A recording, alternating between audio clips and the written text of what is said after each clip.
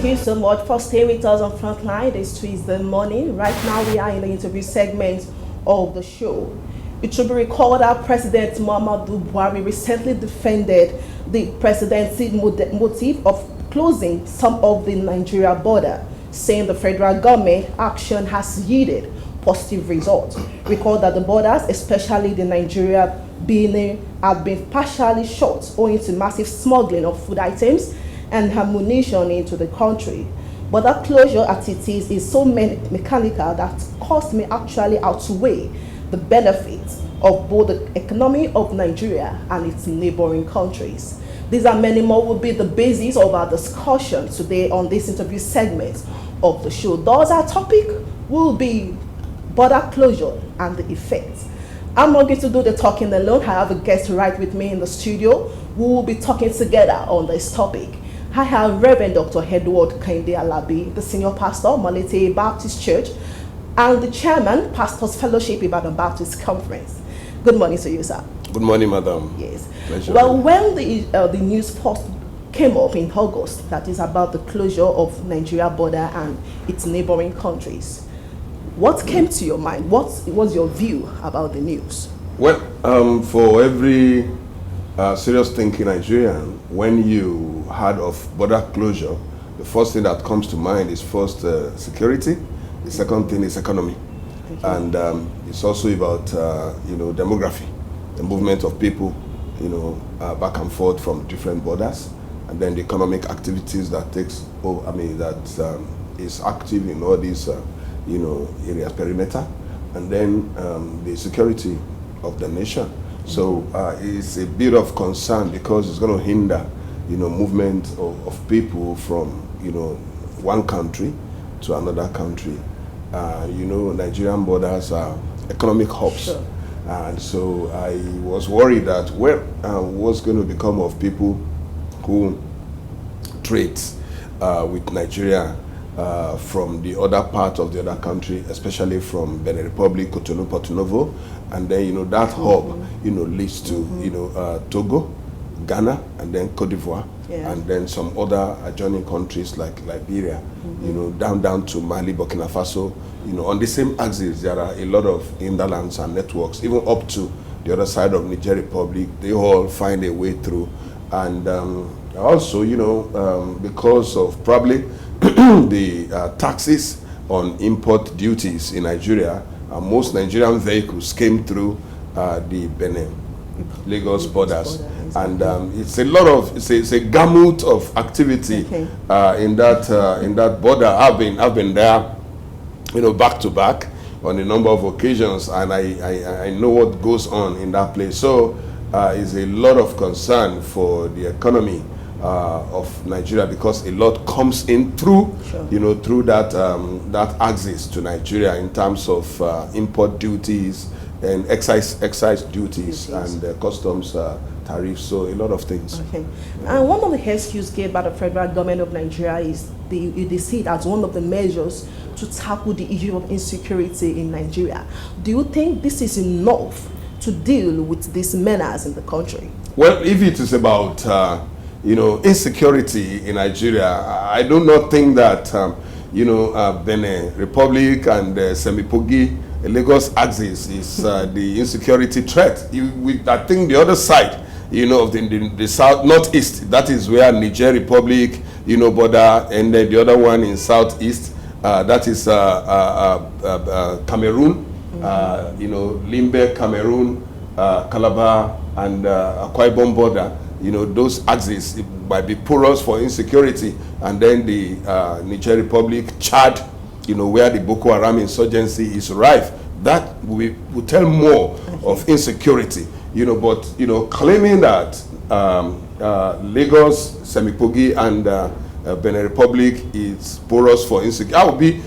For insecurity, I have issues with that. I would rather think that probably armed proliferation, might come through that axis, and of course, importation and exportation of food items and all these other stuffs. Yes, but again, it all borders on economy. It is not just Benin Republic. Semipogi, Badagry, and Benin Republic axis.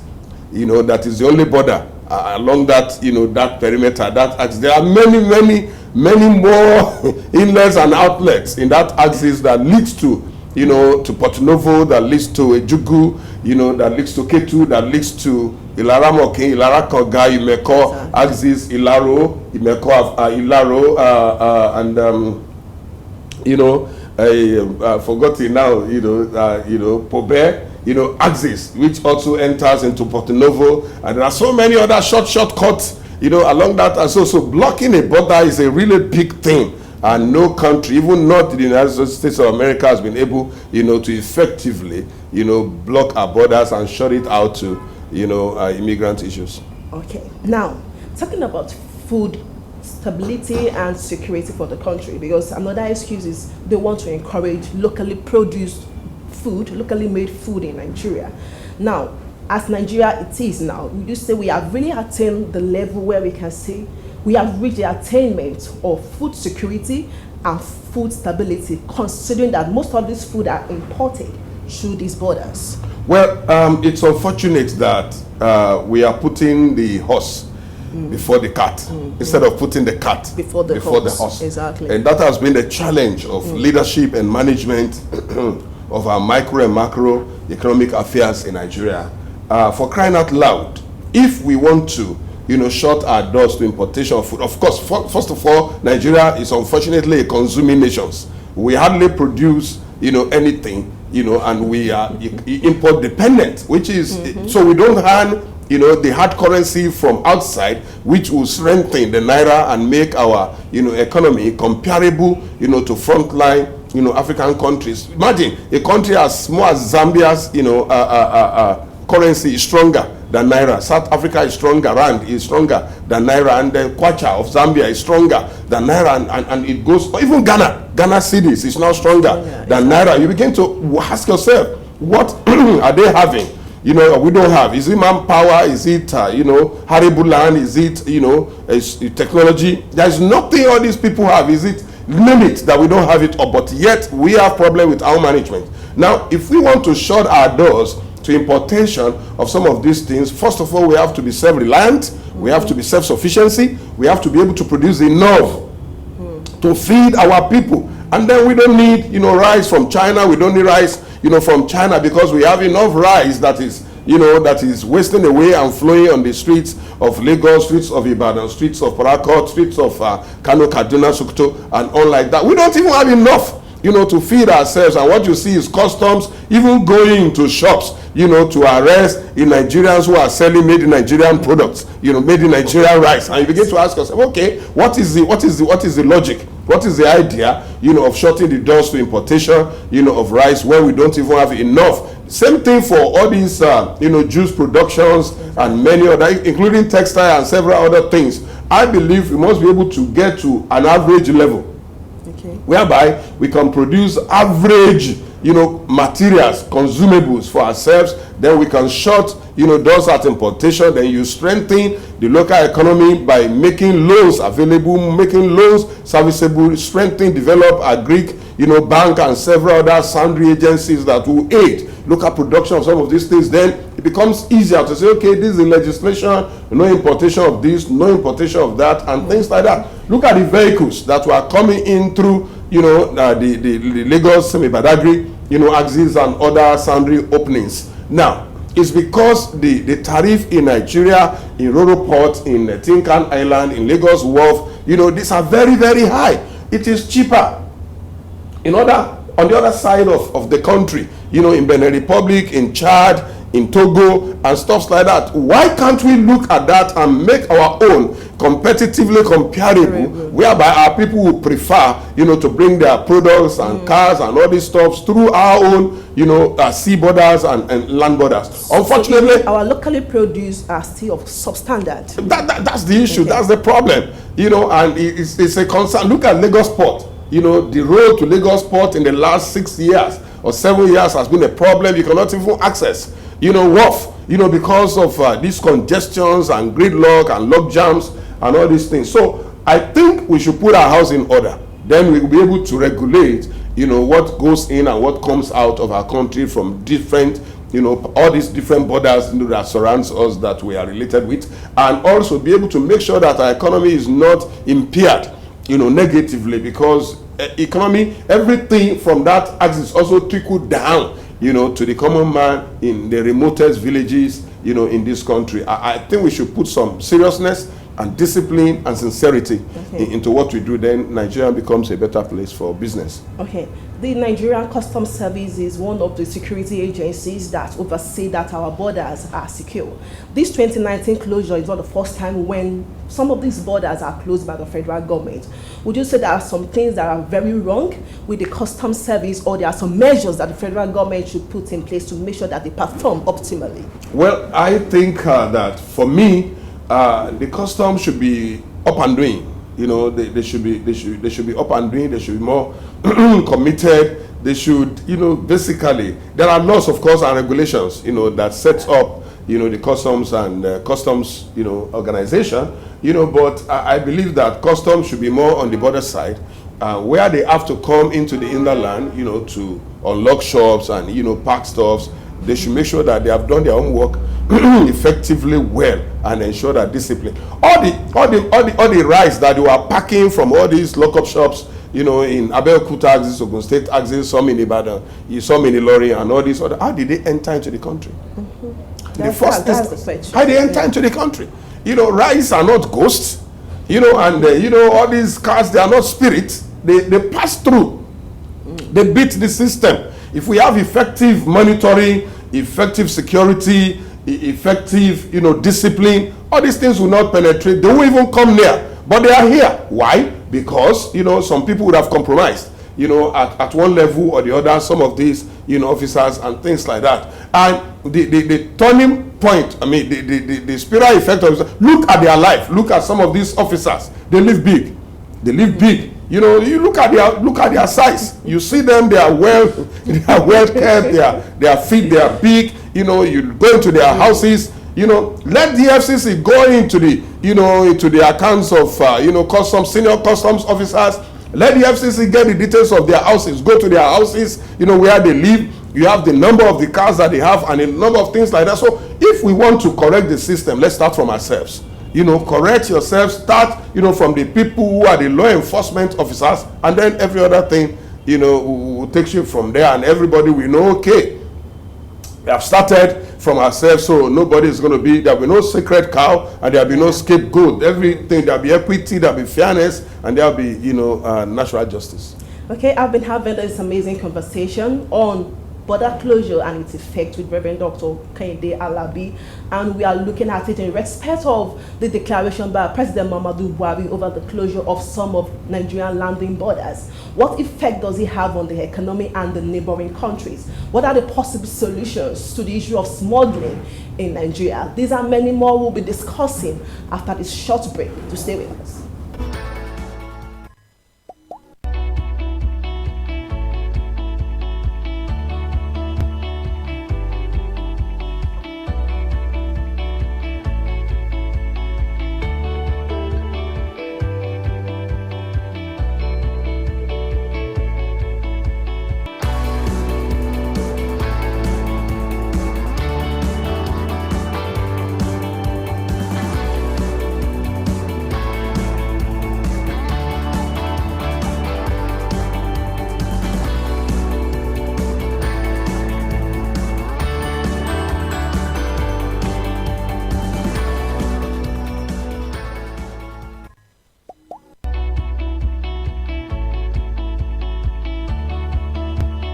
Yes, the discussion is still about border closure and its effect, and my guest is still here in the studio with me. It is good to talk about issues. It is another thing to have solutions to it. Now, talking about solutions, I think we have so many stakeholders that have come up with different solutions to the issue of smuggling into the country. The Economic Community of West African States, the ECOWAS, has told the federal government that closing the border will not solve all these problems that you bring on as your excuses to the issue of the closing. Now, talking about the issue of smuggling of ammunition, smuggling of food items into the country, what do you think should be the possible solution, lasting solutions to this? Well, the first instance is a diplomatic it's a diplomatic matter. No country can live to itself alone. And that goes for the, the attacks, xenophobic attack in South Africa. Nobody, no nation can be an island, unto herself. The same thing for an individual. We've got to relate, with people, across boards. And so it's a diplomatic thing between our own country, Nigeria, and of course a neighboring country. And in this situation, we have like Benin Republic, but it's not just Benin Republic, because that's not where everything is coming from. See that stream. If you look at the map of Nigeria, and you look beside Nigeria, you see, another, like a yam, like a yam that is stored. Look at that, the gamut of countries, and others. You see, that's the kind of connection we have. So everything is coming from all these places right through, that same window of Benin Republic. And, like I told you before, the Benin Republic window is not just one way. There are hundreds of ways. Smuggling, smugglers are, usually always above average intelligence individuals. They can walk through, the sea, they can walk underland, and a lot of things like that. Now, you see, personnel is very important. There must be, effectively efficient personnel. And in this situation, on our border, we have stream of, paramilitary and military personnel. Apart from having a major military cantonment in Lagos, we have the customs, whose formation is also there by the border. You have the immigration, who also have a major formation by the border. You have the NDLEA, National Drug Law Enforcement Agency, who are also there. And of course, you also have NIA, National Intelligence Agency personnel there. You have the DSS, Department of State Security people, all there. You also have the police. So you see, onion skin, of security personnel, along these, axis. If you beat one, you cannot beat one. If you beat one, you won't beat another one. They all are, working towards one goal, defense of the integrity, the border integrity of Nigeria. And the president is also the commander-in-chief of the armed forces, not just armed forces, anything that has to do with military, paramilitary, military, policing, and effective protection, of the integrity of the nation. So now, effective equipping of all these people, effective remuneration of all these people, and then well-trained personnel.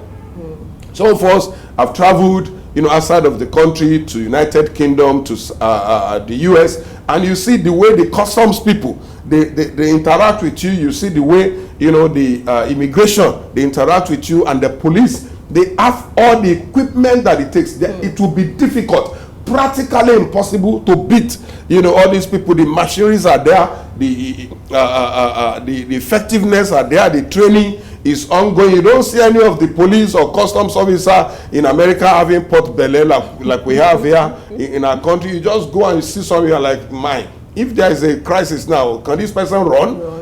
Can this person defend anything? So you have that kind of, laissez-faire attitude, and there should be a rejig of our paramilitary and military personnel. And with that, I'm sure our borders will be well protected. There are rules and regulations. If you are bringing in, these particular items, these are the customs excise duties you have to pay, and these are items that are forbidden. You cannot bring them into our country. So if somebody is trying to beat that, then you'll be apprehended, and you'll face the law. So with that, I'm sure, our country will be well protected, and we will be able to raise our heads in the Committee of the Nations that, okay, we are law-abiding citizens, we are no lawbreakers, and we are no, criminals. And then the country will be a better place, for us. But where the closure of the border is, sentimentally undertaking, is definitely going to affect the economy of the nation, and it will spiral down to an average person on the street in one way or the other. So whatever you are going to ban, make sure we have enough. Okay.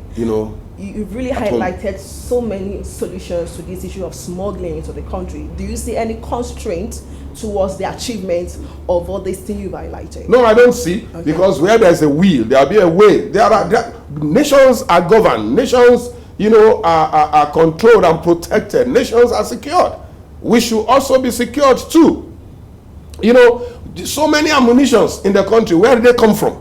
Where they come from? They are not ghosts. The other day it was in Ogun State, cache of ammunitions and stuff like that. Up till now, that matter is still buried, swept under the carpet. There are hundreds of other situations like that where arms, were apprehended, even at the port. That is those that were discovered. What about hundreds of thousands of others that were not discovered? Where did they come from? Who are the people who are aiding and abetting all these things? And we hear it on the newspapers, airlines. In the next 1-2 months, it is gone. You don't know who is prosecuted, who is facing the law, who is answering what questions and things like that. So I think if the nation can put a structure in place to be able to deal with some of these invincible compromises, I tell you, then it will be better. An average, person will walk on the street and raise his head, that yes, I am protected, I'm secured in my country, I can go about my business and do it legit, and then I don't have anything to worry about or, get frustrated or harassed by a policeman carrying a long gun,